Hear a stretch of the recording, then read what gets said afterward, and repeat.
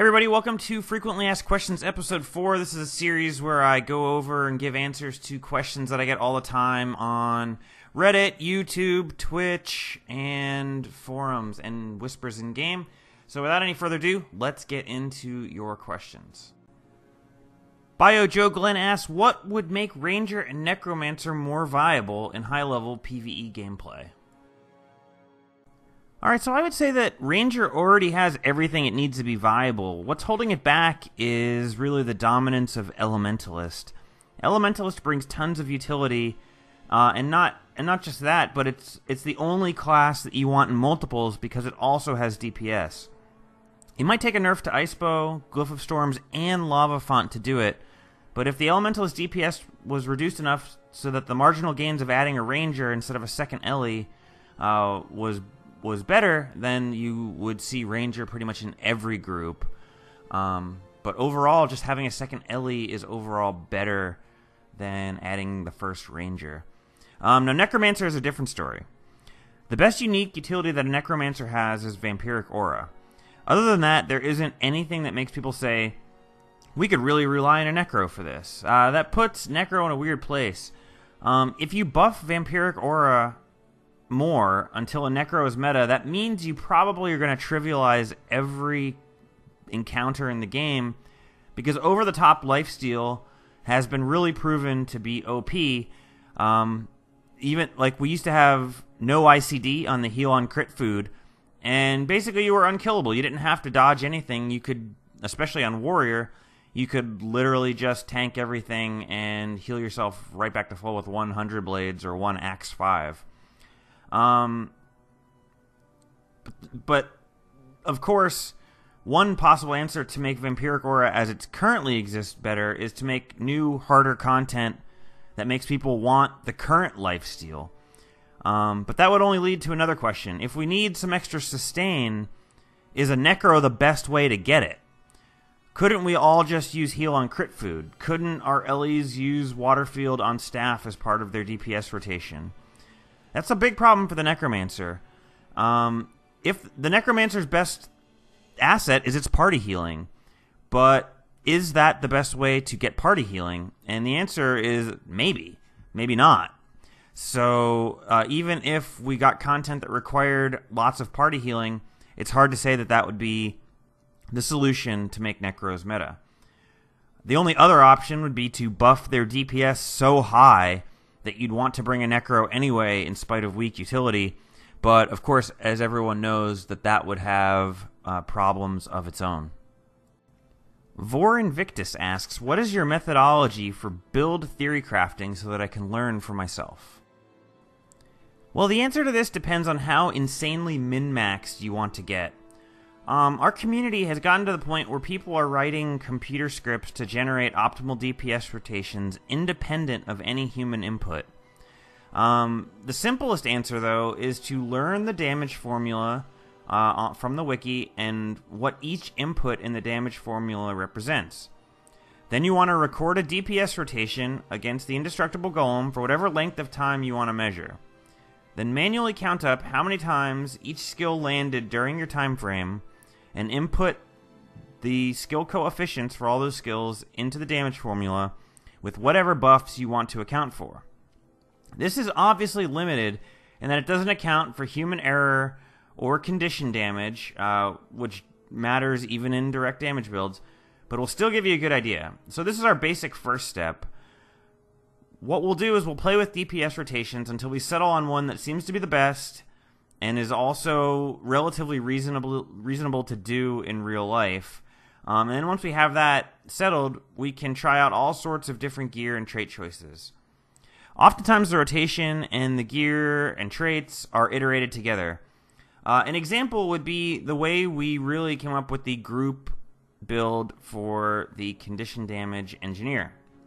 When we first started with Condi NG, we took Balthazar runes and didn't use chemical rounds. That was our first most basic step. Because we didn't have chemical rounds, pistol skills besides blowtorch were DPS losses, so we didn't include poison dart volley or static shot in our DPS rotation. Once we realized that chemical rounds ignored the condition duration cap, we quickly added it in, which meant that our rotation had to change to incorporate static shot and poison dart volley.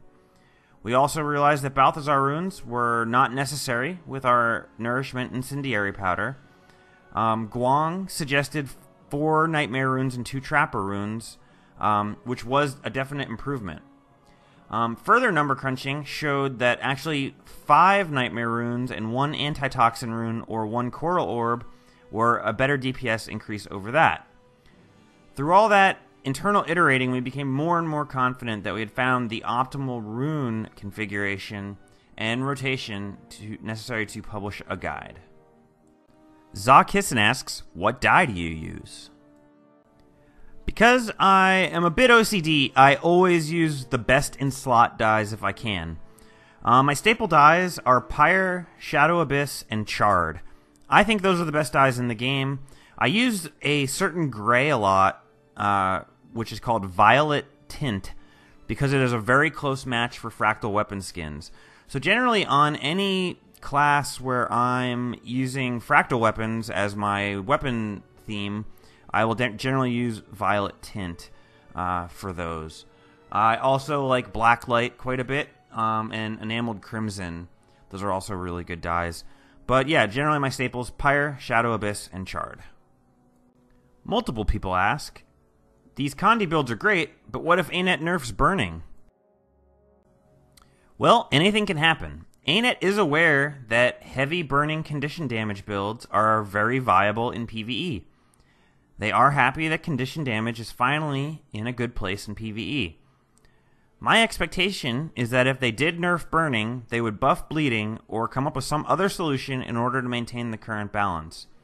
If that is the case, the worst that will happen is we have to swap some sigils or runes around to favor bleeding over burning or some other solution. Or, like I said, anything can happen and we get screwed. It wouldn't be the first time in the history of MMOs that the developer nerfed a build or concept into the ground and people had to give it up and re-gear. It sucks, but it happens. Question, is such and such trait better DPS since it lowers your cooldown by 20%? This is a really interesting theorycraft question. Cooldown reduction traits are somewhat of a trap in Guild Wars 2 theorycraft. Let's say the average level 80 fight lasts 20 seconds. If you have a powerful attack with a 15-second cooldown, it doesn't matter if you have a 20% cooldown reduction trait or not. You will still get to use that attack the same amount of times per battle. Thus, it wouldn't be a DPS increase at all for that fight. The times when it is an increase are when you have a powerful skill with a short cooldown that you can spam much more often. A good example of this would be Slashing Power and 100 Blades. The other time would be when you shorten an extremely long cooldown enough so that you can get an extra use out of it per dungeon. An example would be a Glamour skill cooldown trait for Time Warp. Getting a third cast of Time Warp in when you could normally only get 2 in a particular dungeon run is a very large DPS increase. However, bear in mind that there are certain dungeons where you go fast enough that even with the trait, you can only cast Time Warp the same amount of times as you could without the trait, so you gain nothing really. All in all, you have to be very careful when labeling these 20% cooldown traits as DPS increases, because more often than not, in speedruns, they aren't. In solos, where you get to use all of your skills off cooldowns multiple times, they are an increase more often. But you have to remember, in short fights, oftentimes the cooldown isn't relevant. Question. Metabattle says to use blank, but you say to use blank. Which should I do? Well, the answer to this is that myself personally and my guild have very little to do with Metabattle. The Metabattle builds are curated by other guilds and other members of the community. So, of course, there are going to be times where we disagree on very minor points, just because the people who are editing the build have different preferences and different assumptions than we do. But generally speaking, build creation in Guild Wars 2 isn't rocket science, and we almost always come to very similar conclusions. But when it comes to minor differences, it's usually just a matter of taste and preferences. Without getting into a big EU versus NA debate, The main difference you see is that our guides are created on the assumption of level 80 fights that last 20 to 30 seconds, although we definitely do take into consideration both shorter and longer fights. However, we place a greater emphasis on quote-unquote sustained DPS, if you can call a fight that lasts 20 seconds sustained, as well as vulnerability production, since in a standard team comp, vulnerability falls off rather rapidly after about 10 to 15 seconds. Though this is a generalization, of course, it seems that the European speed clear groups plan and tailor their builds for much shorter fights, say in the 5 to 10 second range, where more bursty front-loaded build choices are favored.